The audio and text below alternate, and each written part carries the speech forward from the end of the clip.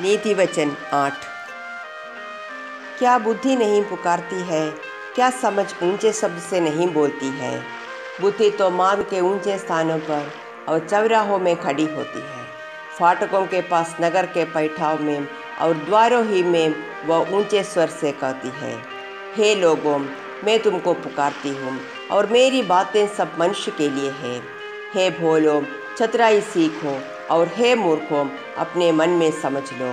सुनो, क्योंकि मैं उत्तम बातें कहूँगी और जब मुंह खोलूँगी तब उससे सीधी बातें निकलेगी, क्योंकि मुझसे सच्चाई की बातों का वर्णन होगा, दुष्टता की बातों में मुझको घृणा आती है। मेरे मुंह की सब बातें धर्मों की होती है, उनमें से कोई टेढ़ी या उलटफेर की बात नहीं निकलती है। समझ वाले के लिए वे सब सहज और ज्ञान प्राप्त करने वालों के लिए अति सीधी है।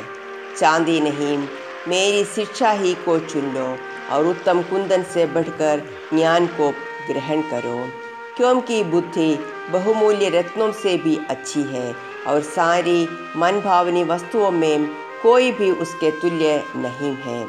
मैं जो बुद्धि हूँ और मैं चतुराई में वास करती हूँ और ज्ञान और विवेक को प्राप्त करती हूँ।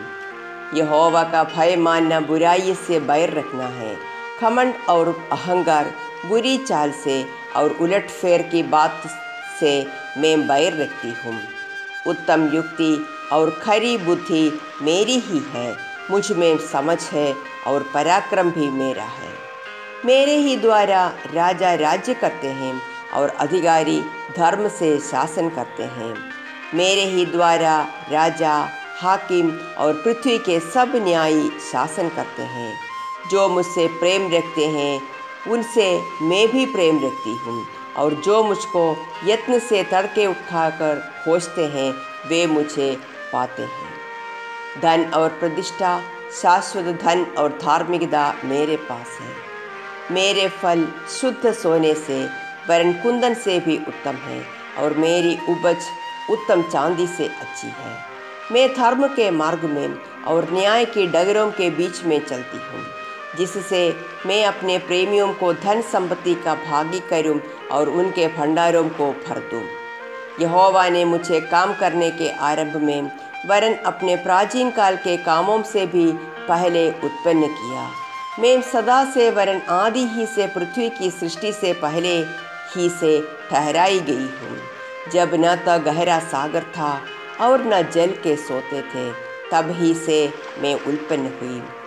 जब पहाड़ और पहाड़ियाँ स्थिर न की गई, तभी से मैं उत्पन्न हुई। जब यहोवा ने न तो पृथ्वी और न मैदान, न जगत की धूलि के परमाणु बनाए थे, इनसे पहले मैं उत्पन्न हुई। जब उसने आकाश को स्थिर किया, तब मैं वहाँ थी। जब उसने गहरे सागर के ऊपर आकाश मंडल ठहराया, जब उसने आकाश मंडल को ऊपर से स्थिर किया और गहरे सागर के सोते फूटने लगे, जब उसने समुद्र की सीमा ठहराई कि जल उसकी आज्ञा का उल्लंघन न कर सके, और जब वह पृथ्वी की नींव की डोरी लगाता था, तब मैं प्रधान कारीगर के समान उसके पास थी और प्रतिदिन मैं उसकी प्रसन्नता थी और हर समय उसके सामने आनंदित रहती थी। मैं उसकी बसाई हुई पृथ्वी से प्रसन्न थी और मेरा सुख मनुष्यों की संगति से होता था। इसलिए अब हे मेरे पुत्रों, मेरी सुनो। क्या ही धन्य है वे जो मेरे मार्ग को पकड़े रहते हैं। शिक्षा को सुनो और बुद्धिमान हो जाओ, उसको अनसुना न करो। क्या ही धन्य है वह मनुष्य जो मेरी सुनता, वरन मेरी डेवड़ी पर प्रतिदिन खड़ा रहता और मेरे द्वारों के खंभों के पास दृष्टि लगाए रहता है। क्योंकि जो मुझे पाता है वह जीवन को पाता है और यहोवा उससे प्रसन्न होता है। परंतु जो मुझे ढूंढने में विफल होता है वह अपने ही उपद्रव करता है। जितने मुझसे वैर रखते वे मृत्यु से प्रीति रखते हैं।